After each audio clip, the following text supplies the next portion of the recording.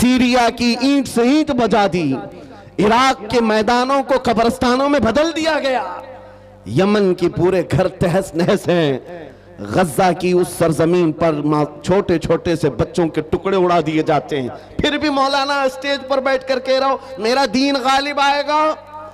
लोगों कान खोलकर सुन लो, इससे बुरे हालात भी हो जाएं तब भी मैं कहूंगा मेरा दीन गालिब आएगा। इसलिए नहीं कि ये मेरे पेट की बात है बल्कि कायनात के खालिक की बात है। सुभान अल्लाह, सुभान अल्लाह। रब्बे जुल जलाल ने फरमाया और ये होकर रहेगा, दीन गालिब आएगा। इन हालात में लोग ये कहते हैं जब हर तरफ से हम ही मारे जा रहे हैं, हमारे ही टुकड़े हो रहे हैं, सारे जुल्मों का निशाना हम ही है, पूरी दुनिया ने हमको टारगेट नंबर 1 पर रखा हुआ है। इस दौर में आप ऐसी बातें कैसे कर सकते हैं? मेरे अजीजों, आपको मैं इसी डर से निकालना चाहता हूं, इसी खौफ से निकालना चाहता हूं। आपको पता है हम नए अंदाज के ये सारे हालात देखने वाली कौम से ताल्लुक नहीं रखते, हम तो उस कौम से ताल्लुक रखते हैं जहां 14 सदियों से हमारे बड़ों ने हमें करबला की दास्तानें सुनाई। क्या बात है, क्या बात है। हर जमाने में उलमा ने, हमारे माँ बाप ने करबला हमें सुनाया है। करबला सिर्फ मातम करने के लिए नहीं सुनाया जाता, सीना ठोक करके, सीना पीट करके रोने धोने के लिए नहीं सुनाया जाता। करबला हर साल इसीलिए सुनाया जाता है, ऐ उम्मत मुस्लिमा याद रखो, इस्लाम में कभी भी तादाद नहीं देखी जाएगी, जहां अहले हक होंगे अल्लाह की मदद होगी। करबला में अगरचे अहले बैत रसूलुल्लाह के घर के नौजवानों के टुकड़े हो गए थे, लेकिन पूरी दुनिया जानती है जीत उन्हीं की थी, जीत उन्हीं की थी। इसी तरह आज मैं कहता हूं, गज्जा को अगर जालिम जबरूती ताकतें मिलकर के तहस नहस कर डालें, उन 20 लाख मुसलमानों को मार कर खत्म करके सहरा भी बना दें, तब भी हम कहेंगे कि गज्जा के अहले हक ही जीत पाए हुए हैं, फतह उन्हीं की है। इसलिए कि ये हालात गुजर जाएंगे, फिर ऐ कुत्तों थोड़ी देर का इंतजार करो, कुछ देर की खामोशी है, फिर शोर आएगा। आज कुत्तों का वक्त है, कल हमारा दौर आएगा। सुभान अल्लाह, अल्लाहु अकबर, या रसूल अल्लाह, जिंदाबाद जिंदाबाद, वाह वाह, माशाअल्लाह, सुभान अल्लाह, सुभान अल्लाह, सुभान अल्लाह, सुभान अल्लाह। तवज्जो, मैं बात अब नामों से रिसालत के मुतालिक अर्ज करता हूं। जिसने इस टॉपिक को पकड़ लिया, हुजूर पाक की इज्जत को, और वो अपनी जिंदगी में उसकी अहमियत को समझ लिया, मेरे अजीजों, सिर्फ फिर वो बुलंदियों का ही सफर करता है, फिर वो उरूज की तरफ है, और उसकी ताकत का लोहा पूरी दुनिया मानती है। मैं चंद मिसालें आपके सामने रखूंगा। जानते हो, खुलफाए राशिदीन में सबकी अपनी फजीलतें हैं, लेकिन खलीफा दुव्वम फारूक आजम सैयदना उमर इब्न खत्ताब रदी अल्लाह ताला अन्हु के जलाल का और उनकी अजमत और हैबत का एक अलग अंदाज था। कैसर और किसरा भी थर थर कांपते थे, और वो नंगी पीठ पर पीपल के दरख्त के नीचे सोने वाला गुलाम रसूल, लेकिन पूरी दुनिया ताकत का लोहा मानती थी। वजह क्या है? वो इश्क रसूल से भरा हुआ सीना लेकर चलता था। उमर फारूक के पास सबसे बड़ी चीज क्या थी जानते हो? एक बार आपको जब अमीरुल मोमिनीन कहकर पुकारा गया, आपके आंसू निकल आए। लोगों से कहा, ऐ लोगों सुनो, मैं अपनी हैसियत बताता हूं। मेरी हैसियत क्या है? मैं खत्ताब का बेटा उमर हूं। बचपन में मुझसे 2 बकरियां नहीं संभाली जाती, मेरे बाप से मैं रोज मार खाता था। मैं बकरियों को संभाल नहीं पाता, मेरे बाप मुझे रोज मारते थे। खत्ताब का बेटा वो उमर हूं, लेकिन आज इस दौर में 36 लाख स्क्वायर किलोमीटर पर तन्हा उमर की निगरानी है। मिस्र भी, फिलिस्तीन भी, इराक भी, शाम भी, यमन भी, अरब का ये हिजाज और नज्द का इलाका पूरा एक उमर इब्न खत्ताब की निगरानी में चल रहा था। जो इस दौर के तकरीबन 36 लाख स्क्वायर किलोमीटर की बात होती है, तन्हा निगरानी चल रही है। लेकिन उस उमर इब्न खत्ताब ने यह नहीं कहा ये मैंने अपने ताकत के बलबोते तुम पर हुक्मरानी कायम की है, मैं अपने अदल के बलबोते तुम पर इस हुक्मरानी का तख्त बिछाया है। नहीं, लोगों से कहा क्या है लोगों, ये जो आज मुझे हैसियत मिली है इसलिए नहीं कि खत्ताब का बेटा उमर हूं, इसलिए कि मोहम्मद अरबी का गुलाम उमर हूं। सुभान अल्लाह, सुभान अल्लाह। अपनी निस्बत जब हुजूर से मजबूत करें, दुनिया उसकी ताकत का लोहा मानती है। नामूस रिसालत की हिफाजत पर जो आए हैं मैदान में, अल्लाह करीम ने उनके बाजुओं को ताकत बख्शी है और कुफ्फार और मुशरिकीन के सीनों में उनका रौब डाल देता है। ये तारीख की सच्चाइयां बताती हैं। आपको पता है सैयदना उमर फारूक रदी अल्लाह तआला अन्हु का ये अजीम खिलाफत का जमाना, उनके मुतालिक जो लिखा गया आज भी मौजूद है। सैकड़ों मील दूर रहने वाले कुफ्फार और मुशरिकीन की फौजें सिर्फ उनके नाम से कांपती थीं, डरती थीं। यही मुंसुर, यही वस्फ में आप कहता हूं कि वो नामों से रिसालत की हिफाजत और इश्क रसूल से भरा हुआ सीना लेकर चलो, ये इस जमाने का नहीं हर जमाने का सबसे बड़ा हथियार है, सबसे बड़ा हथियार है। लोग आज ये कहते हैं, बाज लोग जो मेरे साथ हर जलसे में इन्वेस्टिगेशन करते भी रहते हैं, हर जगह चलते रहते हैं, कई मर्तबा हमारे इलाके में भी आए और वो बार बार हमसे ये इन्वेस्टिगेशन करते हैं, आप चाहते क्या हिंदुस्तान में, जहां जा रहे हो ये पूरे मजमे को जमा कर रहे हो और जज्बे में और इनको जोश दिलाकर खड़ा कर रहे हो, क्या चाहते हो। उनको शायद ऐसा लगता होगा कि हम कोई बहुत बड़ी ऐसी तंजीम बना रहे हैं जो बम बांध करके कहीं उड़ जाए, उन्हें शायद ऐसा लगता हो, इसीलिए बार बार इस चीज की तलाश में सरगर्दा है। मैं खुल करके बयान करता हूं मेरे अजीजों, खुल करके। अभी हम अपने मुंबई में एक मरकज बना रहे थे तो साहब वहां तक पहुंची बातें, कुछ लोग कहने लगे ये कुछ सुरंग बना रहे हैं जिसमें जिहाद सिखाने वाले हैं। छोटा सा एक नामों से रिसालत के तहफ्फुज की खातिर एक मरकज बनाने की बात की तो ऐसी बातें फैलाए। याद रखो हम सुरंग में नहीं सिखाते, खुले मैदान में सिखाएंगे। और वो भी कोई ऐसी वैसी तरबियत नहीं जिसकी मैं बात कर रहा हूं। हमारा मिशन क्या है मियां, मैं तो अपने नौजवानों से कहता हूं चाकू छुरी तलवार बंदूक बारूद तो दूर है, तुम ब्लेड लेकर के भी मत चलो, इसलिए कि प्लास्टिक का ब्लेड भी तुम्हारे हाथ में होगा तो कल फ्रंट पेज पे तुम्हारा नाम आतंकवादियों के साथ। ये तो आज का मिजाज है। मैं जिस मिशन की बात कर रहा हूं वो बात इतनी है, छोड़ो ये सारे हथियार, वो हथियार क्यों नहीं अपनाते जो गरीब नवाज हिंदुस्तान आए थे तो लेकर के आए थे। वो सबसे बड़ा हथियार इश्क मुस्तफा की दौलत, हुजूर पाक सल्लल्लाहु तआला अलैहि वसल्लम की मोहब्बत कामिला। मैं जानता हूं जब अपना नौजवान इस दौलत से भरपूर और सरशार हो जाए तो इसका चलना फिरना देखकर ही कई कीड़ों को मौत आ जाए, यूं ही मौत आ जाए।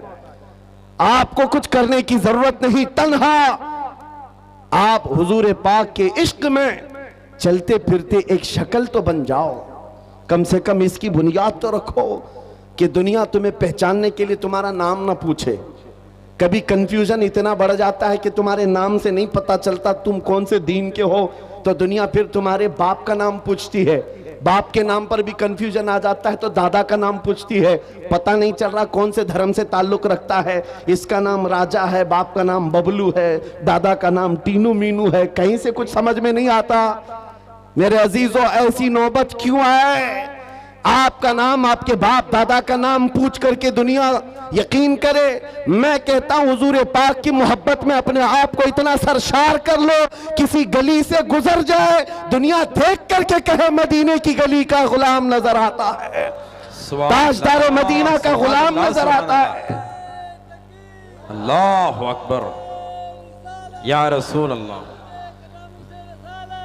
जिंदाबाद जिंदाबाद अल्लाह। और ये नामों से रिसालत की हिफाजत ये अल्लाह रब्बुल इज्जत की शान है, वो खुद अपने हबीब की इज्जत की हिफाजत करता है। आपको पता है कुरान पाक में एक दो नहीं कई आयतें जब जब कुफ्फार ने हुजूर की तरफ उंगली उठाई थी तो जवाब पहले रब्बुल आलमीन का था। अबू लहब ने कहा था मोहम्मद तुम्हारे दोनों हाथ टूट जाएं, नाऊज़ु बिल्लाहि मिन ज़ालिक। रब ताला ने जवाब में ना आयत नाजिल फरमाई तब्बत यदा अबी लहब। मोहम्मद सल्लल्लाहु अलैहि वसल्लम के नहीं, अबू लहब के दोनों हाथ बर्बाद हो जाएं। कुरान में आयत है, ये नबी पाक की नामूस की हिफाजत नहीं है तो और क्या है, ये दिफा है, डिफेंस है जो खुद रब्बे जुल जलाल फरमा रहा है। अबू लहब ने कहा था जब मेरे आका सल्लल्लाहु अलैहि वसल्लम के बेटे हजरत इब्राहीम का इंतकाल हो गया, हुजूर के 3 बेटे थे, तीसरे बेटे का जब इंतकाल हुआ तो ये बात फैलाई गई कि मोहम्मद सल्लल्लाहु ताला अलैहि वसल्लम की नस्ल खत्म हो गई, बेटों से नस्ल चलती है, ये तीसरा बेटा भी चला गया। नबी करीम सल्लल्लाहु ताला अलैहि वसल्लम गमगीन हुए। रब तबारक व तआला ने पूरी सूरह नाजिल फरमाई इन्ना अअतैनाकल कौसर फसल्लि लिरब्बिका वन्हर इन्न शानिअका हुवल अबतर। ए महबूब, हमने आपको खैर कसीर अता फरमाया, खड़े हो अपने रब की इबादत करें, कुर्बानी करें। आप कटी हुई नस्ल के नहीं, आपका दुश्मन कटी हुई नस्ल का है। ये रब का फरमान है। अपने नबी के इज्जत के दिफा में अल्लाह रब्बुल इज्जत ने फरमाया आज ढूंढ करके निकालो अबू लहब का बच्चा कहाँ है, उसकी औलाद कहाँ है, नहीं पाओगे। लेकिन जिस वादी में भी जाओ मेरे नबी के खानदान को जरूर पाओगे। सादात की खुशबुएं हर जगह नजर आएंगी। अल्लाह करीम ने अपने नबी की इज्जत की हिफाजत का कैसा दिफा किया है। को एक मर्तबा आयतें उतरना रुक गई थी, जो वही आती थी चंद दिनों तक वही नहीं आई। मक्का के काफिरों ने यह कहना शुरू किया वद्दअ रब्बु मुहम्मदिन मुहम्मदा, मोहम्मद के खुदा ने मोहम्मद को छोड़ दिया है। यानी अब आयतें नहीं आती हैं, इसका मजाक करने लगे। नबी करीम सल्लल्लाहु ताला अलैहि वसल्लम के दिल पर यह बात गिरा गुजरी। चंद ही दिन नहीं गुजरे थे कि जिब्राइल अमीन पूरी सूरह लेकर आए। वद्दुहा वल्लैलि वमा सजा मा वद्दअका रब्बुका वमा क़ला। ऐ महबूब, आपको आपके रब ने न छोड़ा है न कम किया है। वलल आखिरतु खैरुल लक मिनल ऊला, बल्कि आपकी हर आने वाली घड़ी पिछली घड़ी से कई दर्जे बेहतर है। सुभान अल्लाह, सुभान अल्लाह। मेरे अजीजों, ये सब आयतें मैं वो आपके सामने कोट करके बता रहा हूं जिसमें रब्बे जुल जलाल ने शान रिसालत बयान किया। अपने नबी की तरफ उठने वाली उंगलियों को रब तबारक व तआला ने तोड़ दिया। जवाब इरशाद फरमाया आज अगर नामूसे रिसालत की हिफाजत या उसका दिफा कोई करता है तो ये सुन्नत इलाहिया है, ये अल्लाह रब्बुल इज्जत के कानून और उसकी सुन्नत है। आज इस सुन्नत पर अमल करते हुए जो अकाबिरीन उम्मत आए उनकी मिसालें मैं आपके सामने रखता हूं। लोगों, एक बात याद रखो, हालात जितने भी खराब हो जाएं अपने नबी की इज्जत की हिफाजत वो जिससे चाहे ले ले, जिससे चाहे ले ले। ये प्रोग्राम ये जरूरी नहीं कि वो जमाने का बहुत बड़ा जंक्शन की जानिब से हो, समाअत ये कर रहे जरूरी हैं। नहीं है कि वो बहुत बड़ा फकीह और आलिम दीन हो। मौला करीम अपने नबी की इज्जत की हिफाजत पत्थरों से भी चाहे ले सकता है, कुत्तों से भी ले सकता है। अल्लामा इब्ने हजर अस्कलानी रहमतुल्लाह अलैह लिखते हैं कि ततारियों का जो हमला हुआ था बगदाद में, बगदाद को उन्होंने तबाह कर रखा था। ऐसा तबाह किया था कि पूरे बगदाद की सड़कें और वहां की गलियां मुसलमानों के खून से भरी हुई थी। दरिया दजला के पानी को लाल कर दिया था मुसलमानों के खून से। मुसलमानों की खोपड़ियों से मीनार बना दिए थे। इतने कत्ल जिसका शुमार नहीं होता। जखीरा जो मुसलमानों का था बड़ी बड़ी किताबों में उसको जलाकर राख कर दिया था। एक वक्त ऐसा आया कि ततारियों का जो हाकिम था उसने कुछ उलमा को कैद करके गिरफ्तार करके अपने दरबार में मंगवाया जो मुसलमान बच्चे कच्चे थे। उन उलमा को बेड़ियां बांध करके जमीन पर औंधा लिटाया गया। आप पूछते हैं ना इन हालात में हमें क्या करना चाहिए। सुनिए मेरे अजीजों, हालात तो ऐसे हो गए थे बगदाद में कोई उनका पुरसाने हाल नहीं। आज लोग ये भी कह रहे हैं कि गज्जा के मुसलमानों का कोई पुरसाने हाल नहीं। क्या होगा, क्या होगा? तवज्जो, उन उलमा को कैद करके बेड़ियां बांध करके जंजीरों में बादशाह अपने दरबार में औंधा लिटाया है। और इतने ही पर बस नहीं, एक जर खरीद ईसाई पादरी दरबार में लाया गया है। उसको नजराना सिर्फ इस बात का दिया जा रहा है कि वो रसूलुल्लाह की शान में गालियां दे, हुजूर की शान में गालियां दे, इन मुसलमानों के दिलों को जलाए। हर जमाने में दुनिया ये जानती है मुसलमान कत्ल से उतना डरता नहीं है जितना रसूल पाक की इज्जत पर कोई उंगली उठाता है तो उसे तकलीफ होती है। और है यह हकीकत है, हमारे बहुत सारे जुल्म सितम हम बर्दाश्त कर लेते हैं, लेकिन नबी पाक की शान में अदना तौहीन बर्दाश्त नहीं होती। उस जालिम ने एक ईसाई पादरी को दरबार में बुलाया और कहा, इनके नबी की शान में गालियां देते रहो, तुम पर पैसे लुटाए जाएंगे। और वो गालियां देने लगा। कौन है वहां पर जो हिफाजत करे मेरे नबी के नाम की इज्जत? कौन है, कौन हिफाजत करेगा? जो उलमा थे वो तो जंजीरों पे कैद हैं। कौन है? अल्लाह करीम जब चाहे जैसे चाहे हिफाजत करता है। दरबार में बादशाह का एक कुत्ता था जो सोने की जंजीर से कोटे पर बंधा रहता था, एक खूंटे पर बंधा रहता था। जैसे ही वो पादरी गालियां देने लगा, वहीं से कुत्ता भौंकने लगा, जोर जोर से भौंकने लगा। दरबारियों ने कहा कि तेरा बयान शायद कुत्ते को अच्छा नहीं लग रहा है, इसलिए कुत्ता भौंक रहा है। ईसाई पादरी ने कहा, वो तो जानवर है, मेरा बयान क्या समझेगा। दूसरी बार गालियां देने लगा, कुत्ता फिर भौंकने लगा। फिर लोगों ने कहा, तेरे बयान पर ही कुत्ता भौंक रहा है। उस ईसाई पादरी ने कहा, मेरे बयान पर नहीं भौंक सकता, उसे क्या खबर है। तीसरी बार जब नबी पाक की शान में हर्जा सराई शुरू किया, उस कुत्ते ने जंजीर तोड़ दिया और उछल करके ऐसे दरबार में आया, उस ईसाई पादरी के सीने पर चढ़कर उसे दम सदन में चाक करके दो टुकड़ों में बदल दिया। उस कुत्ते की हैबत ऐसी तारी थी, पूरे दरबार में सिपाही से लेकर बादशाह तक हर आदमी खड़ा रह गया और कुत्ते को देखने की भी ताब नहीं थी। ऐसा लगता था कोई शेर बबर आया हुआ है। उस कुत्ते की हैबत से लोग डरे हुए थे। और तारीख में यह लिखा है, जिन्होंने हमारी खोपड़ियों से मीनार बनाया था, जिन्होंने बगदाद को हमारे खून से नहलाया था, उसी ततारियों के दरबार में एक दो नहीं 10,000 ततारियों ने कलमा पढ़कर इस्लाम कबूल कर लिया। सुभान अल्लाह, सुभान अल्लाह, सुभान अल्लाह, सुभान अल्लाह। जब रब तबारक व तआला नामों से रिसालत की हिफाजत फरमाता है तो वो कुत्तों के जरिए से भी काम लेता है। ये बात याद रखो। और दुनिया को भी मैं ये बताता हूं, हमें कैद कर देने से या हमें फांसी दे देने से इस्लाम का खात्मा नहीं होगा। कुछ लोग ये समझते होंगे, आपको पता है तारीख में जब मुरादाबाद में किफायत अली काफी रहमतुल्लाह ताला अलैह को फांसी पर चढ़ाया गया था, अंग्रेज 8 दिन तक जश्न मना रहे थे। एक ऐसे मौलवी को हमने फांसी पर चढ़ाया है जिसकी जुबान चलती थी तो हजारों लोग उसे सुनते थे और पूरे लोगों में उसका एक रौब था। हमने उस मौलवी को खत्म कर दिया। मुसलमानों में एक खौफ पैदा हो जाएगा, डर पैदा हो जाएगा। अंग्रेज 8 दिन जश्न मनाए होंगे लेकिन उन्हें खुदाई कानून मालूम नहीं। मुरादाबाद में फांसी पर चढ़ा रहे एक आशिक रसूल को और परवरदिगार आलम उसी मुरादाबाद के पड़ोस शहर बरेली में इमाम अहमद रजा को पैदा कर रहा है। वो ऐसा आशिक रसूल पैदा किया, जब वो जवान हुआ तो सिर्फ कलम से नहीं, सिर्फ जुबान से नहीं, बल्कि पूरी तहरीक छेड़ दी। और आज हालत ये है, अंग्रेज एक आशिक रसूल को फांसी पर चढ़ाकर ये समझते थे कि इश्क रसूल का खात्मा हो गया। नहीं, मुमकिन नहीं है। बरेली की जुबान फिर चली है तो ऐसे चली, खित्ता खित्ता आज बोलता है, डाल दी कल्ब में अज़मत मुस्तफा सय्यदी आला हजरत पे लाखों सलाम। अजीजान गिरामी वक़ार, आज इन हालात को देखकर जो सरासीमगी है नौजवानों में, मैं 2 चीजें अर्ज करता हूं।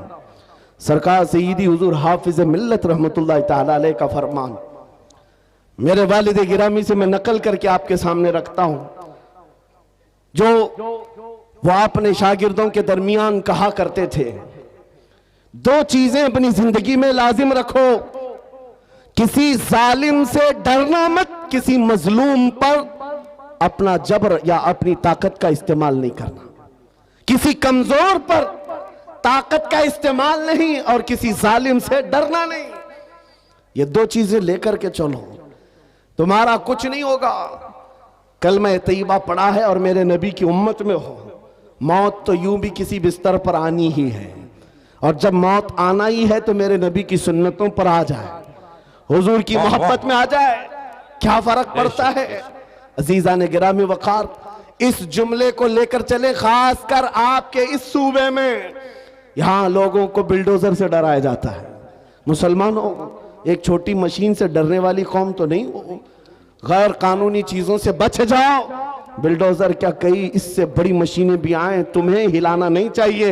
हाँ, ज्यादा से ज्यादा गैर कानूनी या फिर किसी तरह से अपने हवस के लिए मकानों को या दीवारों को गिराया जा सकता है, लेकिन मजबूत इश्क रसूल हो, इससे बड़ी ताकतें भी तुम्हारे सीने से इश्क रसूल नहीं छीन सकती। वाह वाह वाह, नहीं छीन सकती। बेशक बेशक। बस उस दौलत को बनाओ, उस दौलत को बनाओ जो छीनी नहीं जा सकती, जिसको आला हज़रत इमाम अहले सुन्नत फाजिल बरेलवी फरमाते हैं, ऐ इश्क तेरे सदके जलने से छुटे सस्ते। वाह, ऐ इश्क तेरे सदके जलने से छुटे सस्ते, जो आग बुझा देगी वो आग लगाई है, वो आग लगाई है। वाह वाह, बस उस इश्क की बात मैं करता हूं। वो अगर तुम्हारे पास है तो ये छोटी मोटी मशीनें क्या तुम्हारा बिगाड़ेंगी। घर तोड़ सकते हैं, या तुम्हारी जायदादें ले सकते हैं, या तुम्हें जेलों की सलाखों पर बंद कर सकते हैं। इतना अगर होता है तो आपको यह आदत डाल लेनी चाहिए, मुजफ्फर को मुक़य्यद न समझ ऐसे याद, मेरी असीरी भी सुन्नत आबाई है। वाह वाह। अगर कैद हो भी जाए तो इतनी बात याद रखो, हमारी असीरी भी सुन्नत आबाई है। अजीजा ने गिरामी औकात, नामों से रिसालत की हिफाजत पर जिन्होंने पहरा दिया है, उनकी चंद मिसालें मैं अर्ज कर रहा था। वो सहाबा इकराम रिदवानुल्लाहि ताला अलैहिम अजमाइन, जिनकी हैबत का आलम यह था कि वो तन्हा जाते लेकिन दुनिया को खौफजदा करते थे। किस बात पर? अरे पैबंद लगे कपड़े पहनकर जा रहे हैं, पैरों में चप्पल नहीं है, हाथों में ऐसी तलवारें जिससे सब्जियां नहीं कटती, लेकिन उसके बावजूद हजारों की फौज में उनका रौब था।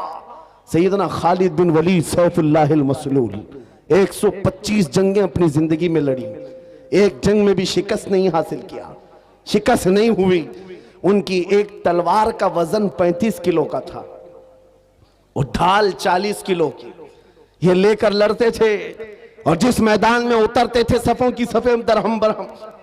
कौन नहीं जानता आज दुनिया में खालिद बिन वलीद का नाम, जिसको अल्लाह के रसूल ने सैफुल्लाहिल मसलूल कहा। लेकिन जानते हो, इतनी महारत ताम्मा, जंगी मैदान का एक ऐसा बतले जलील जो कभी शिकस्त का मुंह नहीं देखा, एक भरी जंग के दौरान अमामा गिर गया था। कुफार सामने हैं और तलवारें सोते हुए हैं, गर्दन पर तलवार आ सकती है।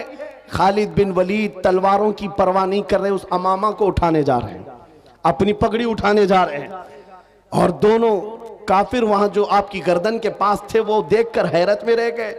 ऐसा सिपह सालार जो हर जंग को फतह कर लेता है, आज अपनी गर्दन बचाने की बजाय अपनी पगड़ी बचाने चल पड़ा।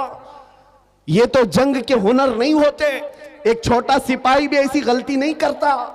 खालिद बिन वलीद बड़े इत्मीनान के साथ अपनी पगड़ी उठा ले और अपने सर पर रख लिया। और उन काफिरों ने पूछा, हम तो तुम्हें बहुत बड़ा माहिर सिपह सालार समझते, लेकिन तुमने आज ऐसी गलती की है जो एक छोटा सिपाही भी नहीं करता। हम अपनी तलवारें, नंगी तलवारें तुम्हारी गर्दन तक ला चुके थे और तुम उस पगड़ी के पीछे भाग रहे थे, अभी गर्दन अलग कर देते हम। खालिद बिन वलीद ने कहा, फिर अलग किया क्यों नहीं, फिर इंतजार क्यों कर रहे थे, अलग किया क्यों नहीं? आपने फरमाया, तुम क्या समझते हो, खालिद बिन वलीद अपने बाजू की ताकत से ये जीतता है, अपनी कुव्वत के बलबूते जंगों में फतह हासिल करता है? ये बात नहीं।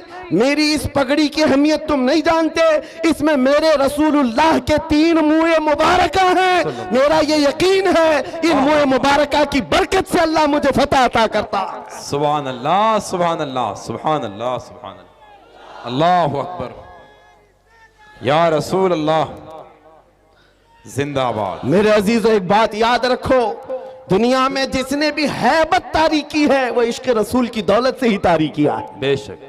वो खालिद बिन वलीद रज़ी अल्लाह ताला, नबी करीम सल्लल्लाहु ताला अलैहि वसल्लम से कमाल दर्जे की मोहब्बत, हुजूर के आज़ाए मुबारका बाल मुबारक से इस कदर वालिहाना अकीदत, जिसकी वजह से उनका यकीन था कि मुझे जंगों में फतह मिलती है और कुफार के दिलों में हैबत तारी होती है। आपको पता है, तारीख में आप झांक करके देखें, एक ऐसा खलीफा भी गुजरा है जिसका नाम आज भी लोग लेते हैं, बल्कि यूरोप की सरजमीन पर तो अब उस अजीम जर्नेल का दिन मनाया जाने लगा है, वो सलाहुद्दीन अय्यूबी है।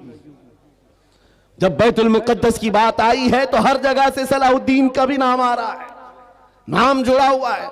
इटली और डेनमार्क में अब लोग सलाहुद्दीन डे मना रहे हैं। हम नहीं, दुश्मनाने इस्लाम भी कहते हैं ऐसा जर्नेल हमने देखा नहीं तारीख में, इसलिए कि 50-50 हजार लोग कैद होकर आते अगर जंग में, तब भी सबको आजाद करता था, माफ करता था, बड़ा दिल रखता था, बहुत बड़ा दिल रखता था। उस सलाहुद्दीन की बात कर रहा हूं, जिसकी ताकत का लोहा पूरी दुनिया मानती रही। सलीबी ताकतों ने लिखा है, एक मैदान ऐसा भी हमने देखा, मुसलमान तारीख निगारों की बात नहीं कर रहा हूं, अंग्रेज तारीख निगार लिखता है, एक मैदान ऐसा भी आया जब 4 लाख सलीबी थे, लेकिन मुकाबले में सलाहुद्दीन के पास सिर्फ 12,000 की फौज थी, फिर भी डटा रह गया। और डटा ही नहीं रहा, बल्कि 4 लाख को तितर बितर करके रख दिया। वाह वाह, वो ताकत का लोहा दुनिया मानती थी। उस सलाहुद्दीन की बात मैं कर रहा हूं। ये दौलत कहां से थी सलाहुद्दीन के पास, जो खालिद बिन वलीद को मिली, जो उमर इब्न खत्ताब को मिली रज़ी अल्लाहु अन्हुमा, वही सलाहुद्दीन अय्यूबी के पास भी थी। बुर्निस नाम का एक ऐसा ईसाई सिपह सालार था जिसने मुल्के शाम में कुछ मुसलमानों को गिरफ्तार किया जो हज पे जा रहे थे, औरतों को जलील किया, उनको कोड़े मारे, उनका माल लूट लिया। सुनो, जब वो मुसलमान वहां पर किसी के आसरे पर नहीं थे, किसी के सहारे पर नहीं थे, वो बुर्निस उन्हें कोड़े मारता था और कहता था, क्या कहता था, बुलाओ अपने मोहम्मद को, कहां है तुम्हारा मोहम्मद। नाउजुबिल्लाह, हुजूर का नाम लेकर के ताना देता था, तुम बात बात पर मोहम्मद अरबी की बात करते हो, बुलाओ मोहम्मद को। आज मैं तुमको कैद किया हूं, आज मैं मार रहा हूं, कोई तुमको बचा नहीं रहा है। ऐसे जब हालात आ जाएं तो मेरे अजीजों ये मत समझना कि अल्लाह के रसूल की मदद नहीं आती, आती है, इम्तिहानों से गुजारा जाता है। ये वक्त गुजर गया और उन गिरफ्तार मुसलमानों में से कोई एक आकर सलाहुद्दीन के पास ये बात अर्ज किया। बुर्निस नाम का एक ऐसा जर्नेल है ईसाइयों का, जिसने मुसलमानों की एक जमात को गिरफ्तार किया और कोड़े मारता था, माल लूटता था और कहता था, बुलाओ मोहम्मद को, कहां है। ये उस जमाने की बात है जब सलाहुद्दीन बहुत बीमार थे, बिस्तर पर लग चुके थे, बीमार थे। सलाहुद्दीन को जैसे ही ये बात पता चली, गरज कर कहने लगे, मैं अपनी पूरी ताकत और कुव्वत जमा करूंगा और उसके बाद उस बुर्निस के पीछा करूंगा। 2-2.5 साल गुजर गए, 2.5 साल गुजर गए, बीमार भी थे और इसी बीमारी में अपने लश्कर भेजते रहे। वो वक्त आ ही गया, बकरे की अम्मा कब तक खैर मनाएगी, एक दिन बकरीद तो आएगी। उस बुर्निस को सलाहुद्दीन की फौज ने गिरफ्तार किया और वो गिरफ्तार होकर जब कैदी बनकर सलाहुद्दीन के पास लाया गया, सलाहुद्दीन अय्यूबी की आंखें शोले बरसा रही थी। अपनी हाथ में तलवार लेकर के आए और पूछा, क्या कहता है बता बुर्निस। बुर्निस कहा, मैं तुम्हारे बारे में जानता हूं, तुम हजारों कैदियों को यूं ही आजाद करते हो। जब जब तुम्हारे पास कैदी आते हैं उनको तुम फिदिया लेकर या छोटी सी बात पर आजाद करते हो। आज भी मैं वही उम्मीद रखता हूं सलाहुद्दीन मुझे आजाद करेगा। सलाहुद्दीन अय्यूबी ने कहा, हरगिज नहीं, तेरा ख्याल बातिल है, तेरा गुमान गलत है। सलाहुद्दीन आजाद तो जरूर करता है, लेकिन उसको नहीं जो नामे मुस्तफा पर उंगली उठाता है, जो मेरे नबी को ललकारता है। आज से 2.5 साल पहले तूने मुसलमानों को गिरफ्तार करके कहा था, बुलाओ मोहम्मद को, कहां है। ये देख, मोहम्मद अरबी ने तलवार देकर मुझे भेजा है तेरी गर्दन लेने के लिए। वाह वाह, कौन है तो तुझे बचाएगा। या रसूल अल्लाह। वाह मेरे अजीजों, सलाहुद्दीन अय्यूबी ने तारीख में की सच्चाइयों में ये वाकया ऐसा रकम किया कि आज हमको ये समझ करके चलना चाहिए, हमारे हर मसले में समझौता किया जा सकता है, हुजूर की इज्जत के मामले में कोई समझौता नहीं किया जा सकता। जो जान मांगो तो जान दे दे, जो माल मांगो तो माल दे दे, मगर ये हमसे कभी ना होगा नबी का जाहो जलाल दे दे। हाय हाय, क्या बात है, ये नहीं होगा। और दुनिया आज यही समझती है। इनके लिए मैं एक बात कहूंगा, सलाहुद्दीन अय्यूबी ने जिस बुर्निस को इस रुए जमीन से निकाल करके जमीन को पाक किया था, वो हालात आएंगे मेरे अजीजों। फिर अल्लाह करीम किसी मुहाफिज बैतुल मुक़द्दस को भेजेगा।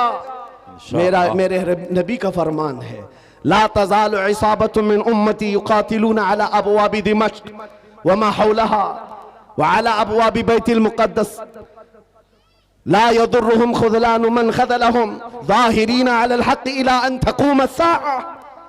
नबी करीम सल्लल्लाहु अलैहि वसल्लम फरमाते हैं, मेरी उम्मत में एक जमात ऐसी होगी जो दिमश्क के दरवाजों पर और बैतुल मुक़द्दस के इर्द गिर्द हमेशा लड़ती रहेगी हक के लिए। वाह वाह, और किसी के बुरा चाहने से उनका कुछ बुरा नहीं होगा, कयामत आने तक वो हक के लिए लड़ते रहेंगे। सुभान अल्लाह, ये मेरे नबी का फरमान है। और वो अहले हक रहेंगे हर जमाने में।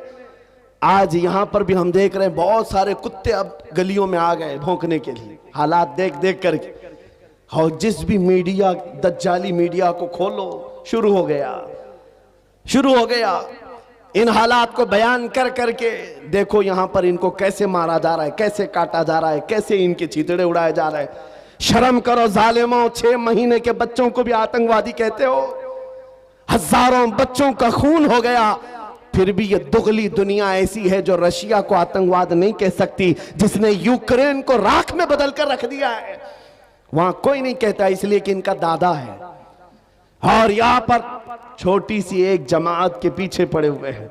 मैं आपसे एक बात कहना चाहूंगा, वो वक्त आएगा मेरे अजीजों, ये हालात जो आज पैदा हो रहे हैं, कुरान में रब तबारक व तआला फरमाता है, हम हसिबतुम अन तदखुलुल जन्नह वलम्मा यातिकुम मसलुल लज़ीना खलौ मिन क़ब्लिकुम मस्सतहुमुल बअसाउ वद्दर्राउ वज़ुलज़िलू हत्ता यक़ूल अर्रसूलु वल्लज़ीना आमनू मअहु मता नस्रुल्लाह अला इन्न नस्रल्लाहि क़रीब।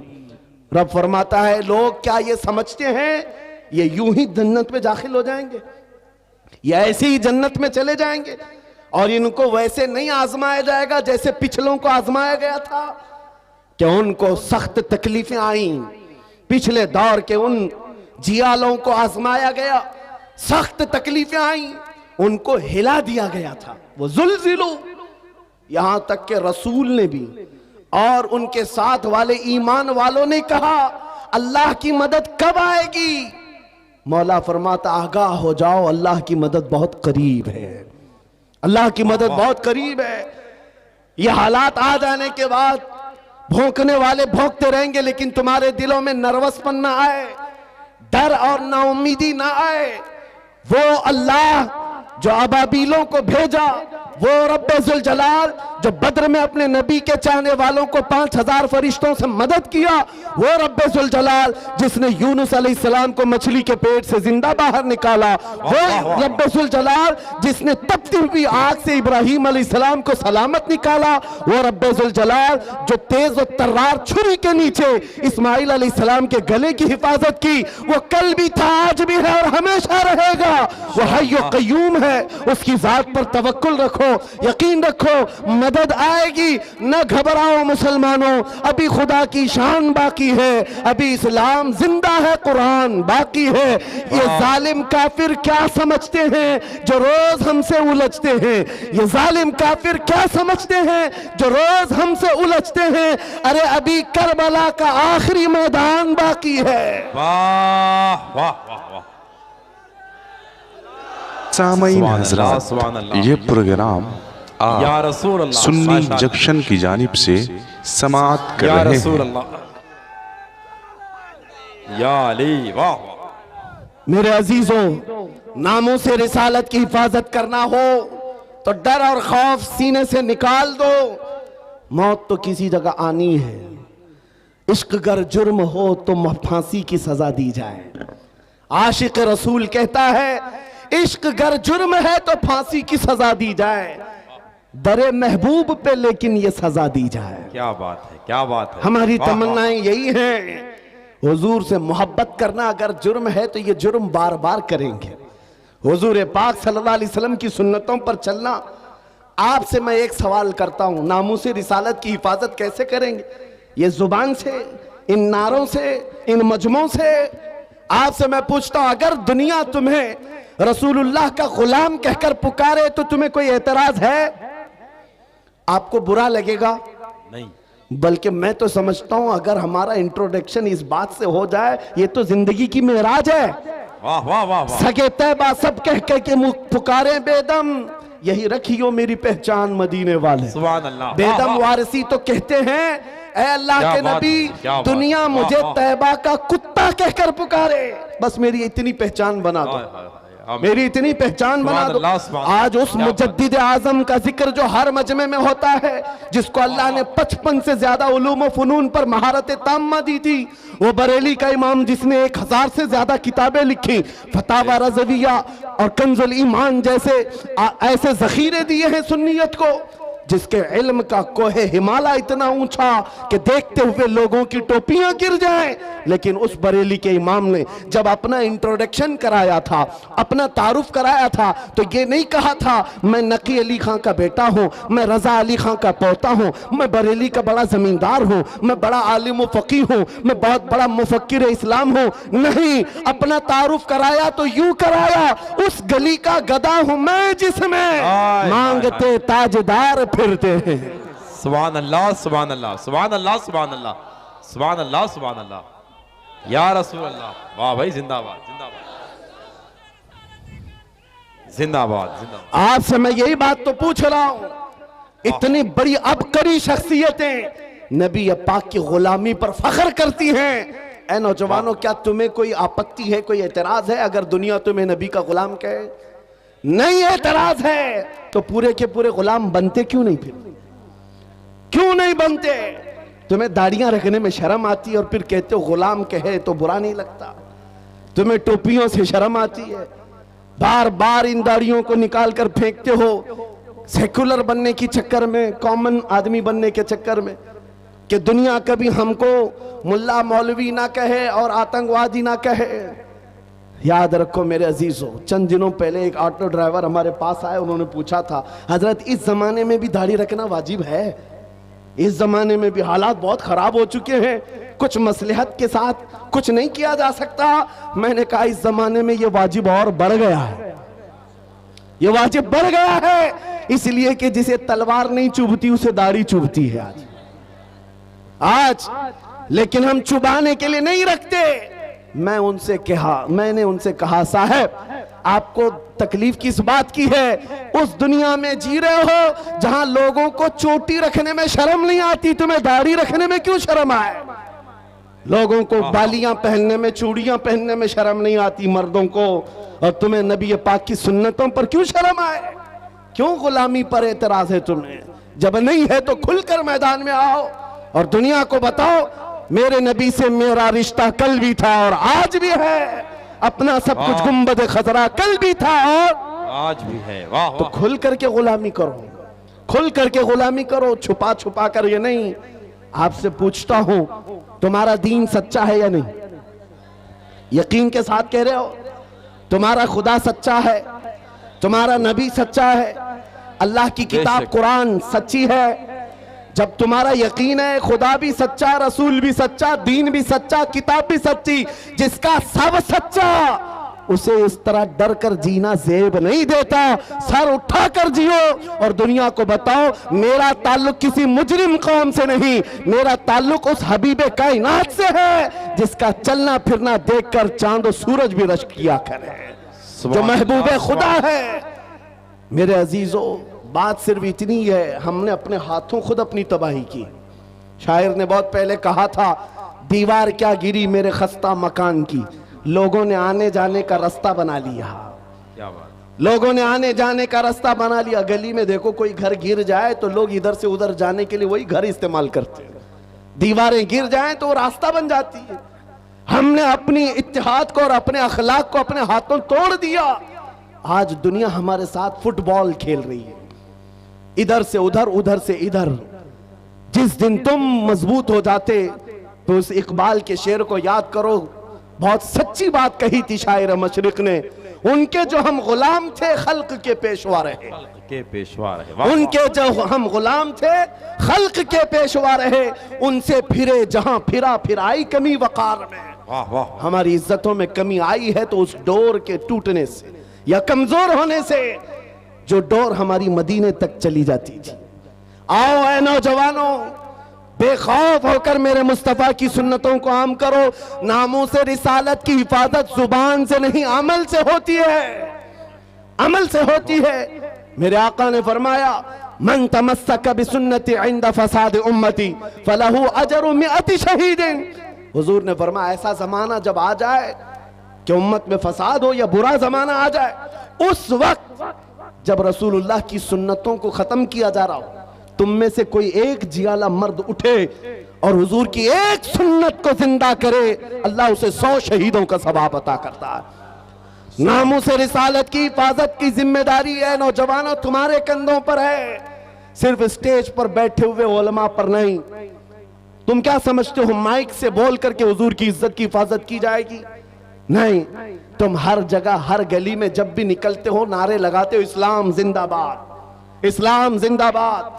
इतने नारे लगते हैं तुम्हारी जुबानों से, लेकिन दिल से पूछो इस इस्लाम जिंदाबाद के नारे को तुम कितना स्वीकार करते हो अपने घर में? तुम अपनी बीवियों पर इस्लाम क्यों नहीं पसंद करते? तुम अपनी बेटियों पर, अपने बेटों पर इस्लाम क्यों नहीं पसंद करते? जरा शादियों में जाकर माहौल देखो, वहां इस्लाम जिंदाबाद कहां चला गया?